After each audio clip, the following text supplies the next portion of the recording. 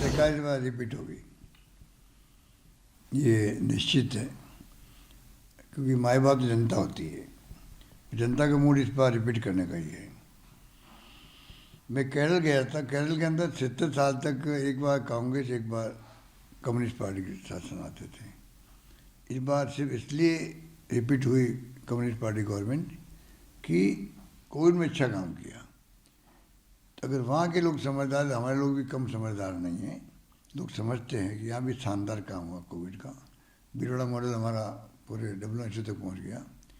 और साथ में जो हमने कानून पास किए हैं वेलफेयर के, स्कीम लेके आए हैं, राइट टू हेल्थ का एक्ट बना दिया, चीनी योजना लेके आ गए, जो 25 लाख का बीमा था 50 लाख का कर दिया। हिंदुस्तान में कहीं पे भी नहीं है।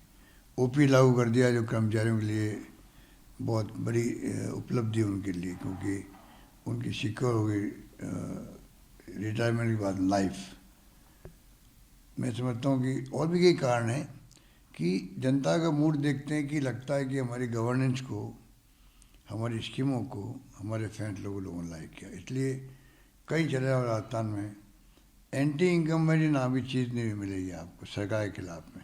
ये बहुत बड़ी उपलब्धि हमारी है। तो अगर सरकार के विरुद्ध में कोई लहर नहीं लग रही है तो संभावना ये है कि आप सरकार बनाओगे वापस। सर, लोग यही कहते हैं कि एंटी इनकम्बेंसी कैंडिडेट्स हैं, MLAs हैं, उनके खिलाफ नहीं, वो भी मैं समझता हूँ कि देखिए, एक तो झूठा बदनामी बहुत किया गया जानबूझ के RSS BJP ने। MLA के बारे में कह रहा था कि भाई 40 दिन तक हमारे साथ रहे थे वो। जिस प्रकार BJP का जो षड्यंत्र है सरकार गिराने का, हॉर्स ट्रेडिंग करके मध्य प्रदेश, महाराष्ट्र, कर्नाटक सरकार गिरा दी। 50 बार MLA टूट गए वहाँ पर। कोई 25 करोड़ की बात कर रहा है, कोई 30 करोड़ की बात कर रहा है, 35 करोड़ की बात करता है। हमारे यहाँ पहली किस्त 10 करोड़ की थी। अगर MLA कोई साथ दे उनका तो सरकार गिर जाती हमारी। एक MLA छोड़ के नहीं गया हमें। अगर वो करप्ट होते तो 10 करोड़ रुपए कौन छोड़ता। तो ये बकवास है कि भाई सब करप्ट लोग थे। हाँ, करप्शन कहाँ नहीं होता है, कहीं थोड़ा बहुत हो सकता है। तो इसलिए वो जो लोग उम्मीद करते थे कि टिकट रिपीट होंगे तो लोग रिवोल्ट करेंगे, वो रिवोल्ट भी नहीं हुआ, बल्कि ज़्यादा रिवोल्ट हुआ BJP के अंदर हुआ है। आप सोच सकते हैं कि BJP में क्यों रिवोल्ट हुआ ज़्यादा। तो इसलिए माहौल हमारे पक्ष में लगता है। देखिए, प्रधानमंत्री जी हो जो कोई हो, कोई ज़माना था 1 मीटिंग या 2 मीटिंग करते थे राज्यों में।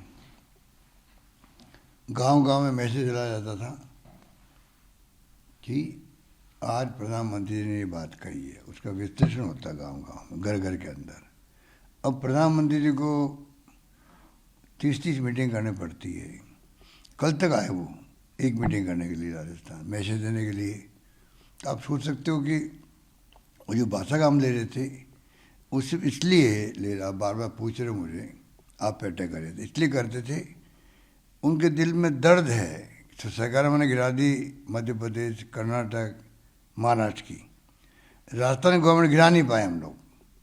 वो जो उनके दिल में दर्द है वो झलकता बार बार। इसलिए वो पिन पॉइंट करके जो कोई धावा बोल दिया हो राजस्थान पे, वैसे कैंपेन उन्होंने किया है और अटैक किया हमारे सब पर। क्योंकि उनके दिल में दर्द ये सरकार गिरा नहीं पाए हम लोग। जनता हमारे साथ थी उस वक्त में, आज भी साथ हैं। हाईकमान पूरा मैनेजमेंट किया और आप देखा कि लाख कोशिश करने के बावजूद भी असेंबली सेशन बुलाने तक रोका गया, तब भी सरकार गिरी नहीं उनसे।